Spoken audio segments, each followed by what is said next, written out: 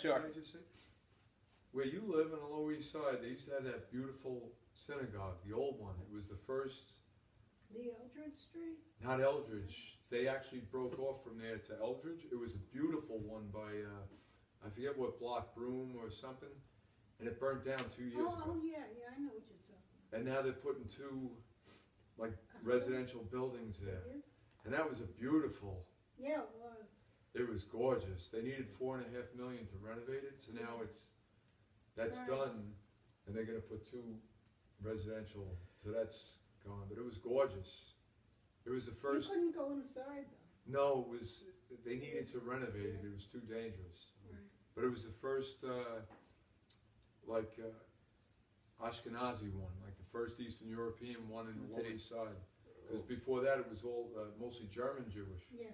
So that was the first one created for the Eastern European migration. So it's gone. Yeah.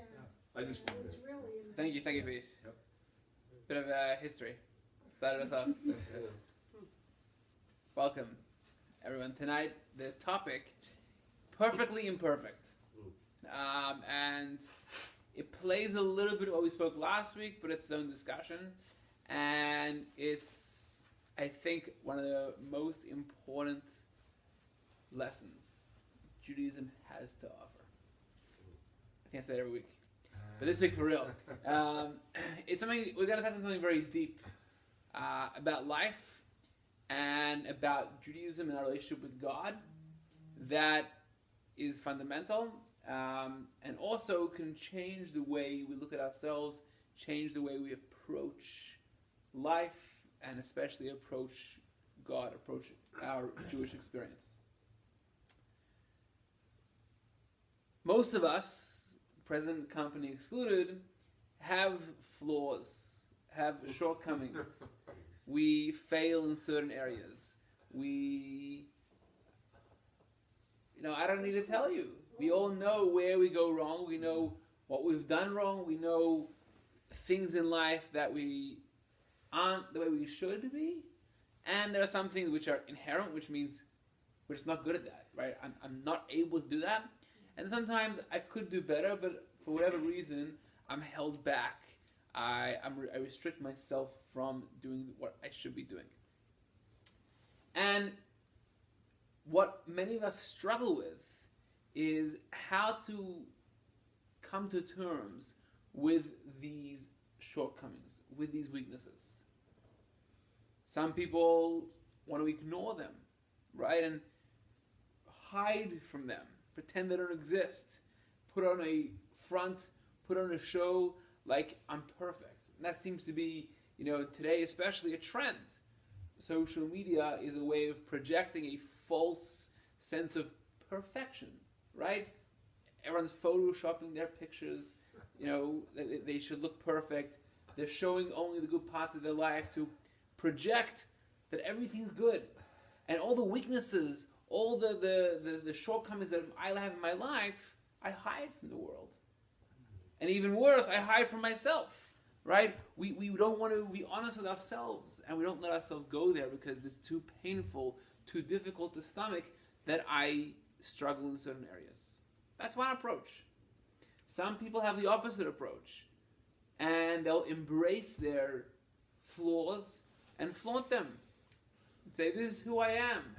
Accept me as it is. And they'll air out their dirty laundry for the world and take it on as a badge of honor, a badge of pride.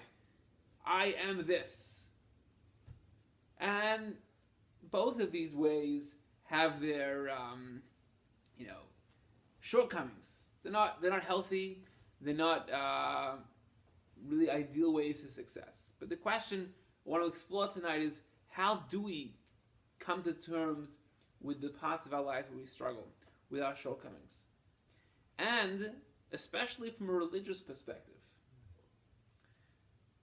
the ideal of religion is to build a relationship with God, to connect with the divine, communicate with the divine, and bring our lives, bring the world to be in sync with God. The Jewish belief of God is that God is all perfect, omnipresent, omniscient, omnipotent. God is the ultimate of perfection. There's a famous quote from a Kabbalah, from a work called Avodas HaKodesh. He says, even to say God is infinite is limiting God. He's saying he's only infinite, that's a definition. So even that can't be said about God. God is all perfect, right? Even to say God is perfect, we can't say it, because you're limiting God to being not imperfect, whatever that means, right?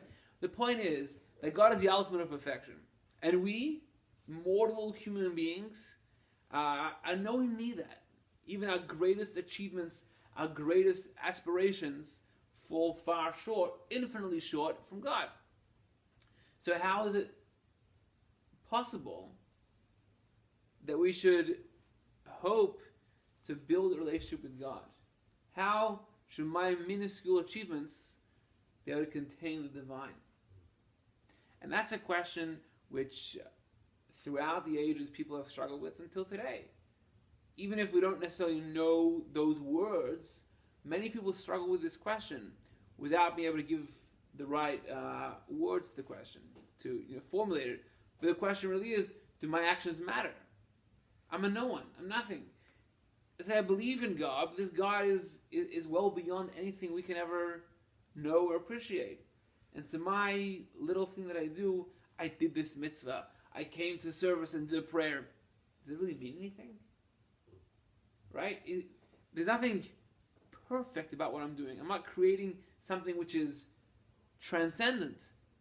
And so what does that have to do with God, who is totally transcends and beyond our understanding of reality? And really that's the same question in a different form. How do we come to terms with our imperfections?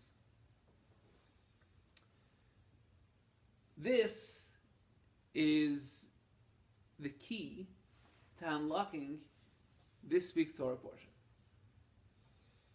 We've been discussing over the last few sessions about the Mishkan, the building of the Mishkan. And when I was preparing for this week, I'm like, again the Mishkan? It seems so like we're talking about the same themes again and again. Which made me question, it's not a question about Torah on Tuesdays, it's about the Parsha. We're doing the Mishkan again. And if you read this week's Torah portion, Pekudei, you'll see almost verbatim what we read last week. And 3 weeks ago and 4 weeks ago. It's the measurements, the materials, the precise structure of the Mishkan. And it's so out of character for the Torah, which is usually so precise. Think about, what are the major Jewish laws that you know about? Let's think of 5 major Jewish mitzvahs. Like kosher. Kosher. Keeping Shabbos. Shabbos. Praying 3 times. Praying. What else? 2 more. Anything goes. Be fruitful and multiply. Okay, having children, be a living family. Honoring your father and mother. Honoring your father and mother. Okay, 5 major principles that have significance in life, that are, the, or some of the Jewish top 10 lists. And think about how much ink, how much time and airtime Torah gives these mitzvahs. Shabbos, it's mentioned over again quite a few times. Nothing about Shabbos. All the laws of how to observe Shabbos, the idea of making kiddush, the idea of what work you're not allowed to do and what work you are allowed to do. It's biblical, but it's all hinted to in the verse, right? Torah says don't do work, and says that in the context of the Mishkan work, so we assume that whatever work was done in the Mishkan we can't do on Shabbos, and so we have to read between the lines to understand this mitzvah. Kosher. Don't cook a kid in its mother's milk. Okay? Cryptic. from that we're assumed to read between the lines. The fact that it's mentioned 3 times in Torah means 3 different things. What is a kid? What's his mother's milk? And we have to extrapolate to learn these laws of not having milk and meat. Right? So we're given 3 words that are covering an entire area, important area of Jewish law. Honor your father and mother. That's all it says. What does it mean to honor? How do we define parents? Is it biological or if you're adopted? These questions we're left on our own to ponder, to look at the text, to analyze, to dissect, to dig deep. And we have to find, really search to get the details, to make sense of these principles. But when it comes to the building of the Mishkan, which they built something, it's a history story, right? It's how they built the Mishkan, the plan which weren't relevant later on, because as soon as they entered Israel, they had a Beit HaMikdash which was built differently, a permanent structure. And yet, besides the fact that Torah gives us a detailed description of the building of it, it repeats the description again and again. It first says, God told Moses, this is what you should build. And it goes on a whole parsha.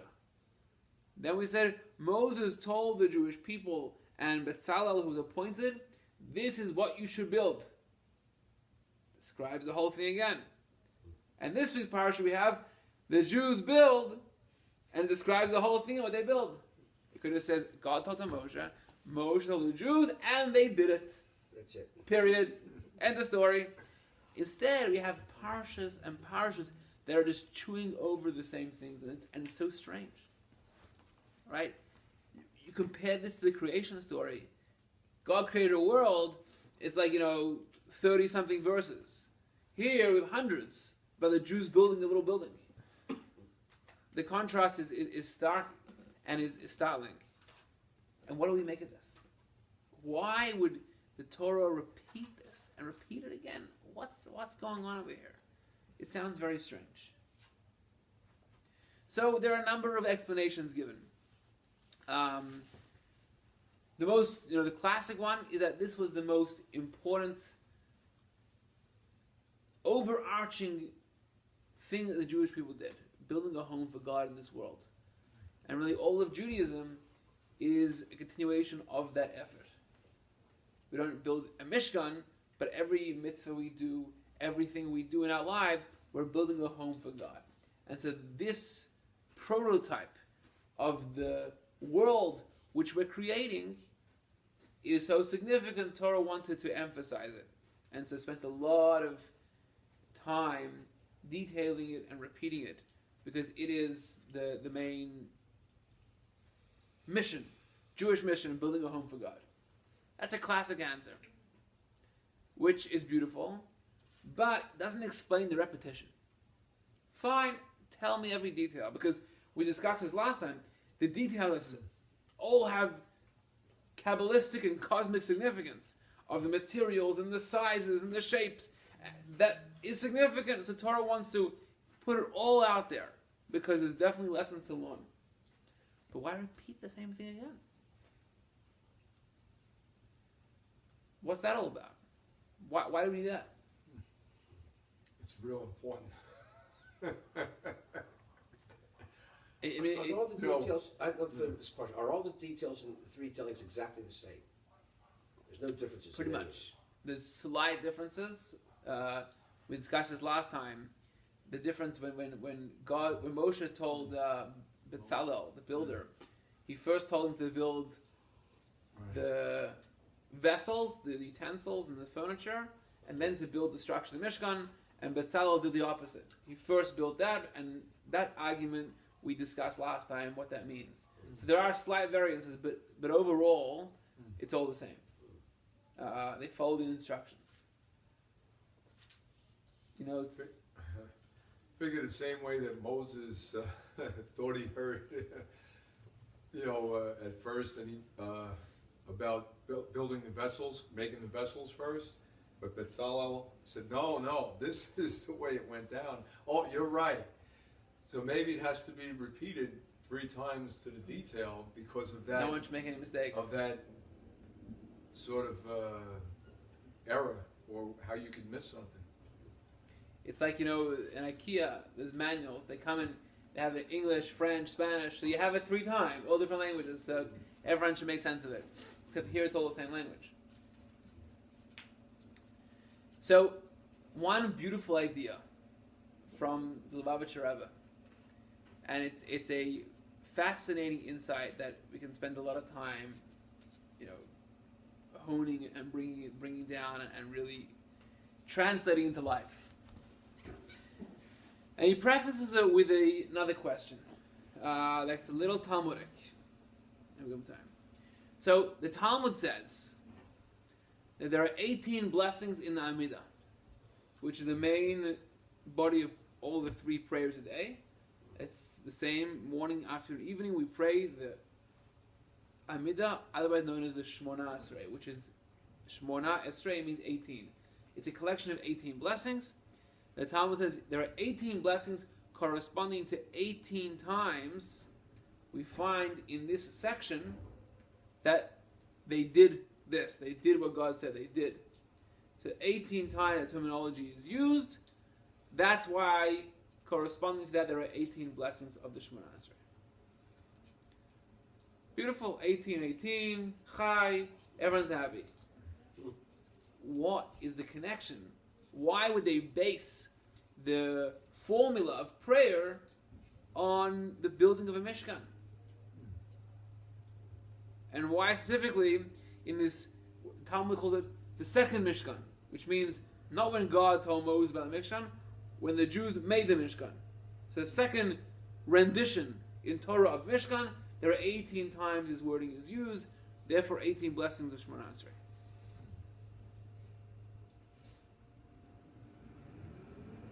Sounds strange, right? Agreed. So here's the idea.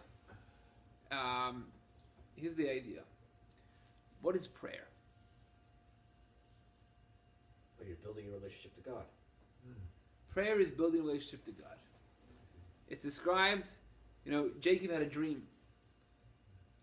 And in the dream he had a ladder, which was rooted in the earth, and it's reached up to the heavens.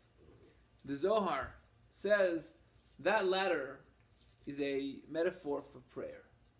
That dream of Jacob was about prayer. And a ladder, prayer is rooted in the earth, which means within our deepest selves, who we are, maybe very earthy people, low grounded people. Prayer is rooted there, and it's our effort to build a ladder to the deepest of the deep, the greatest spiritual heights, the heavens. And like a ladder has rungs, we go through phases and stages of prayer, elevating ourselves, deepening our kavanah, deepening our relationship to God. So prayer is our efforts to transcend, to climb that ladder, leave our current environment,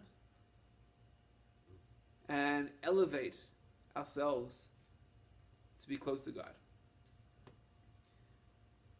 Now, go back to what we said at the beginning. Can we really achieve that? Sure. Yes. Yes. Nowhere does God say we have to be perfect like He is. If that were the case, He would have made us perfect. I think He expects us to do as well as we can. Try. He doesn't expect perfection because we're not God. So, yes, we can if we're serious and sincere, and we try to do our best. All right, sometimes you're going to strip and fall, but so what? You get up and you keep walking. And that's the way I look at it. No, absolutely. That's the point I'm making here. We are not only I want to take what you said and understand it better. So God doesn't expect us to be perfect, and therefore, even if we're imperfect, it's okay, right? Let's understand that a little bit. What we're saying is, not only it's okay, but we're actually achieving out of what we want to achieve through our imperfect efforts. prayer, when I transcend myself within my limitations, within whatever I'm in, and I elevate myself, even if I've nowhere near really reached God, because I'm a human being, going beyond myself is already a relationship with God. You know, this is an example which is not, so exact, but it brings out the idea. When you make Kiddush, there's a custom to have the wine overflow from the glass. Right? Yeah, I never understood that. I guess you'll tell us now. So comes from is a Kabbalistic idea that the wine in a glass is kos shel bracha, a wine of blessing, and overflowing is overflowing blessings. Your cup overflowing. Cup overflowing with blessings. Now I got it. Okay. There you go. Right in front of me. I didn't see it. Now, let me ask you a question. If I have a small cup that's overflowing with a bit of wine, or a large goblet that's 3/4 full, where is there more wine? In the small one. If we measure the I wine, would say spiritually in the small because you're going over and above what it holds. exactly, you're jumping a step forward, right? Ahead of the game here. Sorry. Where's there more wine? Actually, more wine Well, physically, there's more wine in the big goblet. Yeah. So if wine is blessing, what's the point of overflowing? Get a big cup. That's what I should say. Make Kiddush in a massive glass. You'll have a lot of wine. And the idea is it's always symbolic. It's not about how much wine you have. Of course, the more wine you drink, the more blessings you'll feel. But it's not about how I much. could attest to that, by the Right. way. Yeah. That's a great metaphor. 'Cause, But overflow means beyond the limits of that cup is an expression of infinite. It's an expression of the infinite God, how it can express itself in a finite world. Overflowing. And therefore, if it's a small glass, you go beyond the glass, you're touching something infinite. Right? And so, whatever container I am, my life, whatever limits I'm beset by, if I go beyond that, I'm already in touch with God. I've transcended myself and touched the divine. Now, the deeper I am, the more I grow, I have to go even further. So each rung of the ladder is heaven relative to the rung before it. And I step up one rung, I'm touching the divine. I'm in a relationship with God. But as soon as I grow there, now that's part of my earth, part of who I am, part of myself. I have to go higher and higher. And that's what prayer is. Prayer is a journey. Prayer is going places. Unfortunately for a lot of people, prayer is going places, other places. There was once a rabbi who, after the prayers, he goes over to his one of the congregants and says, "Shalom Aleichem, welcome back." I said, "I didn't go anywhere. Well, welcome back." He says, "I saw it in the prayers. You went to work and you already traveled on your trip and you came back here, so I'm welcoming you back. We're going places." But essentially, prayer is a travel. It's a journey where we're going beyond ourselves, going to God. And the prototype for this was the Mishkan. Let me give you a metaphor, and then we'll go to the Mishkan. Let's use marriage as a metaphor. And really true of all relationships. Just marriage is the easiest one to picture. When a couple gets married, there's this sort of dreamlike, ideal. When they're under that chuppah, when they're getting married, life is, envisioned. You have these dreams and hopes together. What you're going to do and where you're going to go and how you're going to achieve and what life's going to be like. And then real life sets in. Right? And first of all, you discover that maybe the person who you thought you're marrying isn't, or is part of the person who you married. Right? You discover that life isn't so dreamy and rosy. There's also real responsibilities. There's also, challenges that come up in life. There's all kinds of things you have to deal with along the way. And for all those dreams and hopes, you're left with day-to-day living, right? Just getting by, making life work. And the way in which you respond to that could be, oh my God, what did I get myself into? This marriage is a failure, right? this life, I'm failing at life. Because I envision things so differently. I had this perfect, ideal vision of what my life's going to be like, what our marriage is going to be like, what experiences we're going to have, and now, in actuality, it's falling far short of that. You can see the failure. That imperfection, you can see the failure. But if you're really present, that's where you have the deepest experiences of life. When there's challenges, when not everything's rosy, that's when you can appreciate life. That's when you can appreciate your spouse. That's when you can really build a relationship, because when you're both vulnerable, when it's real, the imperfections bring out a sort of rawness of human beings, and you can connect. They tell a story about a couple that were engaged right when the Holocaust broke out, and they lost contact, and by all things working out, they made it back right after the war. The yarmulke right there, if you want. Yeah. So they met up. They came back in contact in the camp, in DP camps, right after the war, and amazed they found each other and rekindled their relationship. And one day, the woman, who was a beautiful young girl before the war, looks in the mirror, and she hasn't seen herself in years. She can't believe what she looks like, a skeleton, And she turns around to this guy and says, "How do you still love me?" And he tells her, "To me, you're now more beautiful than ever." And what he was saying is, you can have the external beauty, but going through what you've gone through, that spirit you have, there's a beauty there that you never have in just the simple outward beauty. And so there's a certain, in imperfection, we can find real human expression, real authentic self. And in relationships, that's where you find the depth of relationship.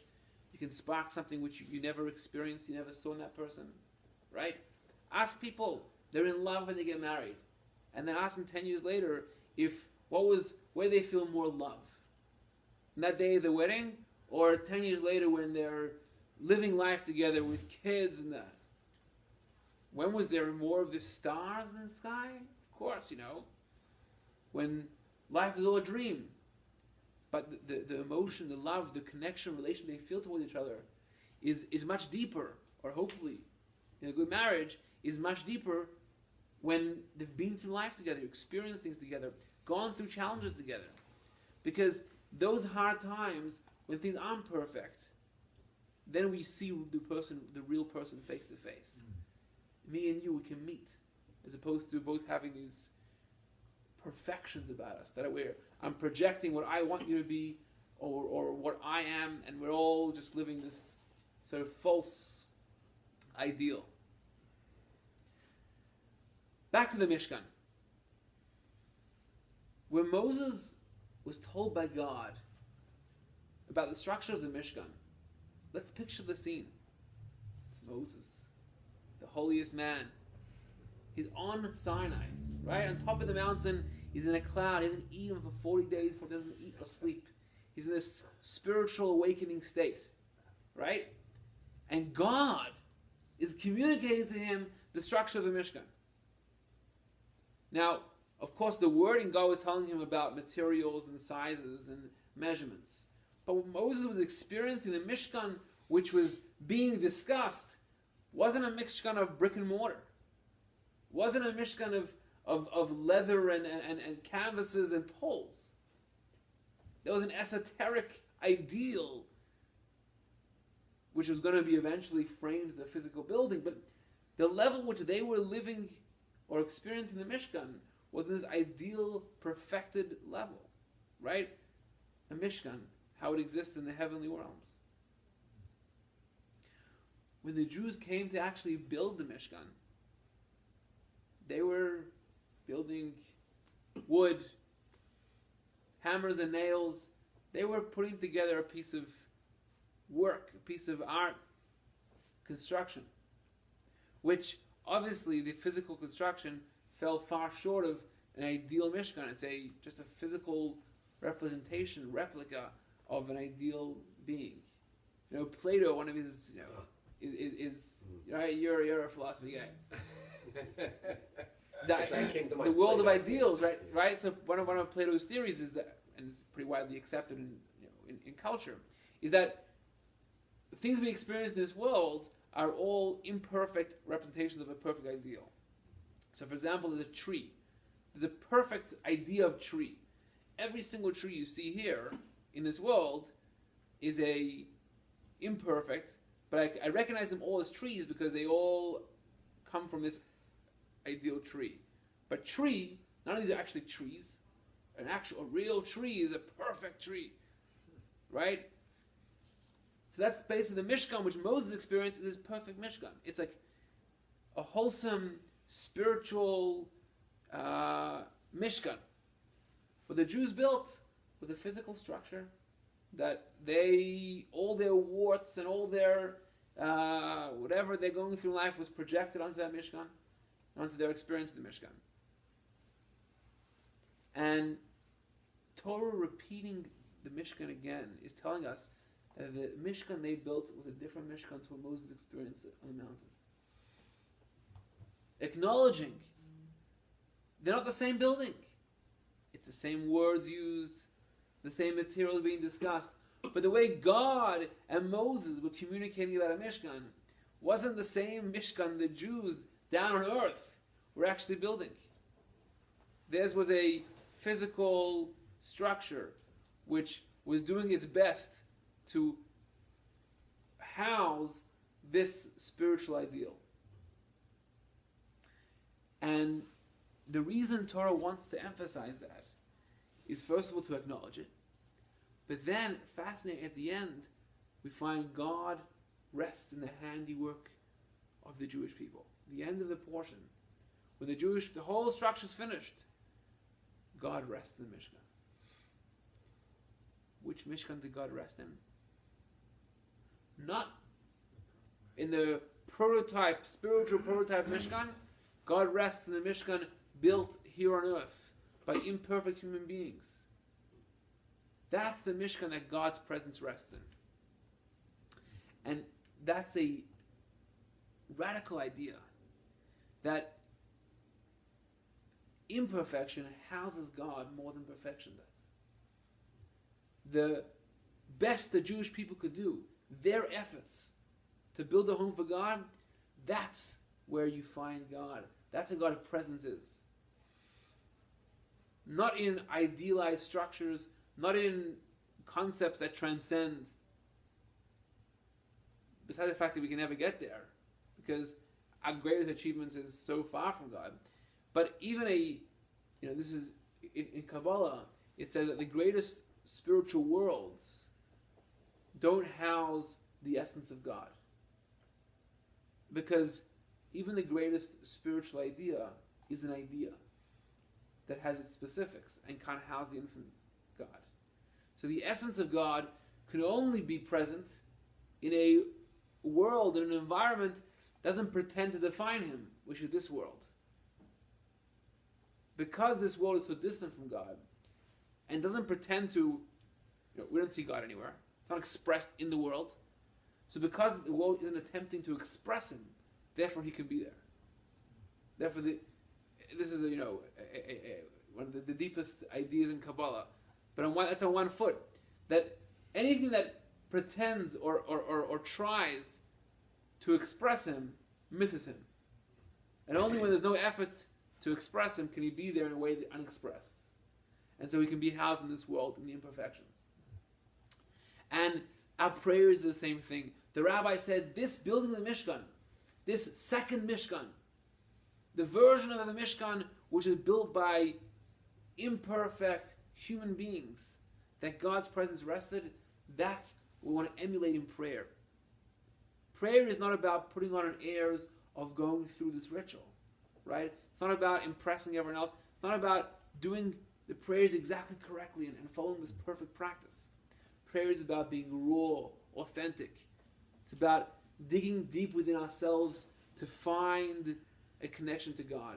It's about working to go beyond ourselves, transcending ourselves even a little bit, and open up a crack to allow God in. And that effort we make, that's where we find God. That little bit we overflow, that's where we experience the divine. And that's what the rabbis took from the Mishkan in making the 18 blessings of prayer. And this we can extend to every aspect of our lives. We'll go back to where we started. That we all have issues. We all have shortcomings. We have weaknesses. And one of the things we struggle with in different forms is how to come to terms. What do we do with these weaknesses? So, on one level, obviously some weaknesses you need to be treated differently, right? There are different things we all struggle with. But this teaching gives us a perspective. There's not one definition of success. There's no objective success. That's the mistake a lot of people make, right? There's a barometer of success, and we're competing with everyone around us as if we're trying to reach the same goal as them. And we become jealous. Why is that person closer to their goal? It's almost unfair. They were born with greater talents. Why? It's not fair. Why do I have to struggle? What comes easy to that person? That's only if we measure success equally or objectively. And then that person has it easier in life than I do. But if you realize that what success means for me in my life has nothing to do what success means for you in your life. The objectives you're trying to reach, or you should be trying to reach, have no bearings on the objectives that I should be trying to reach. I was born into this world with a certain deck of cards that include internal deck of cards, that include external environment, everything. That's me. There are the good things about myself, there are the bad things about myself, or negative things that need work. That's who I am. So seeing weaknesses as faults is only when I'm looking at myself that I should be equal to other people. When I'm judging myself based on others, in relation to others, then I say, well, this is a weakness of mine. I'm not up to par in this area, right? On what, standardized testing. I'm living a standardized life. Saying, well, the standard is people are this smart. And I'm complaining it's not fair. I struggle where people find it easy. Or the standardized level is that people work this hard to get there, and I have to work much harder. That is a mistaken notion. And it's unfortunate, but we all live that way. Where we're naturally societal beings, and we live in close proximity to others, and we're looking at their lives, and we want to have what they have, and we want to kind of have, why don't I have?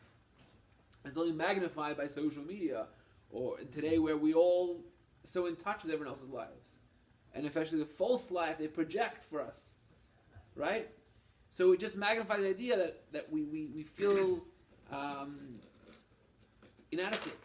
We feel, and if we want to hide our own weaknesses or to compensate, we try to amplify our weaknesses and be proud of them.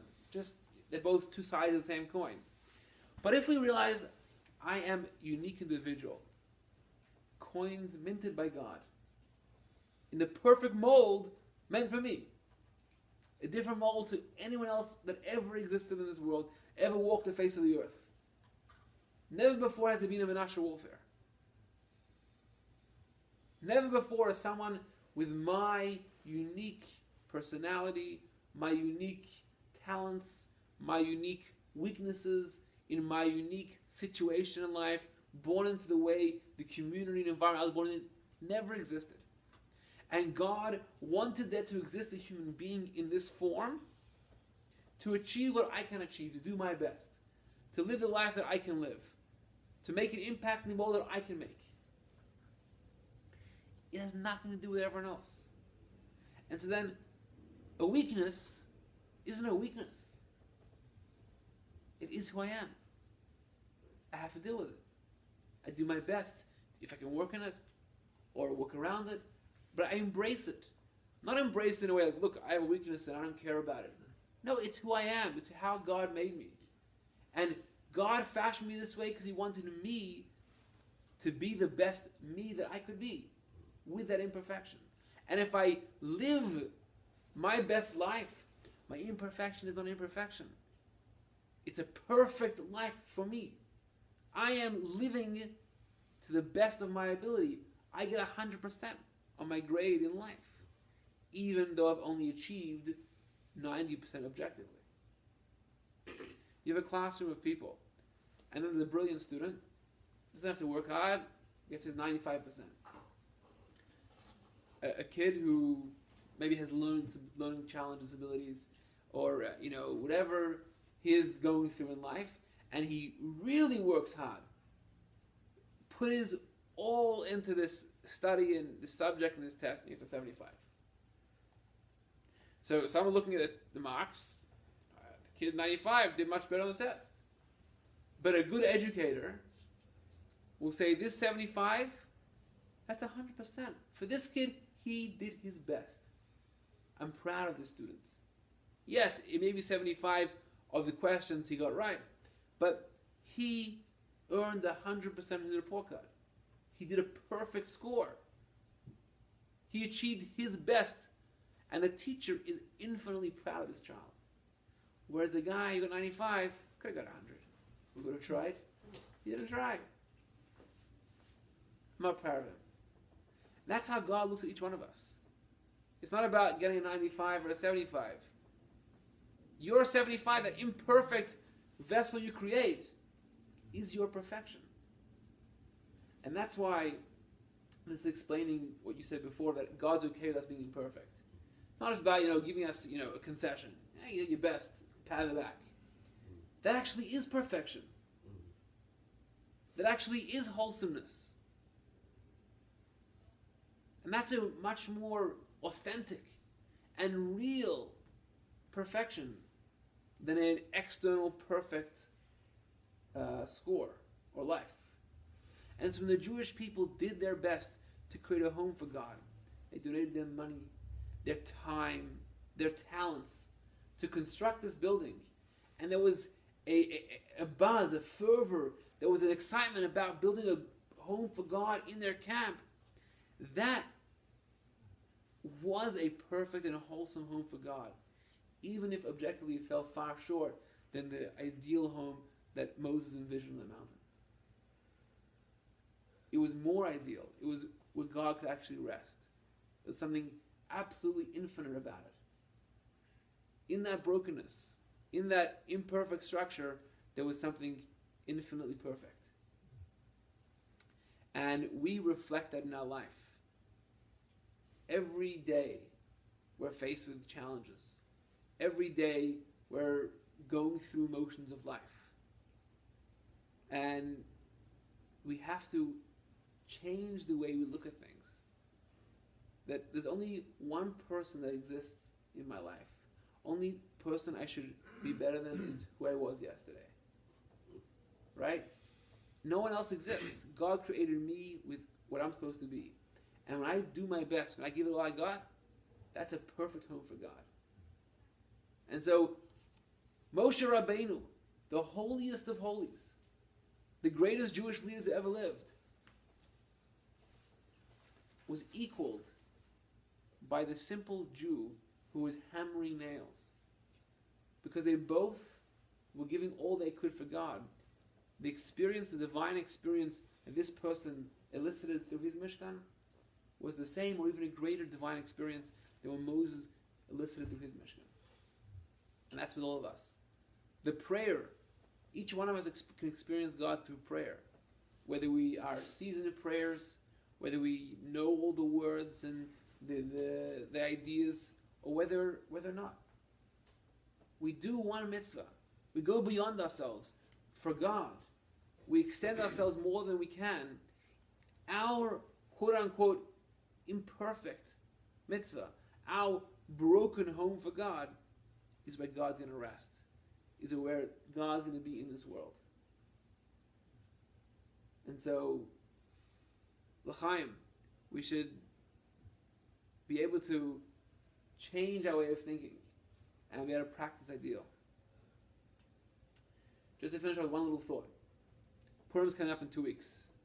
And in the Chassidus, in Jewish spiritual teachings, it says that Purim and Yom Kippur are intimately related.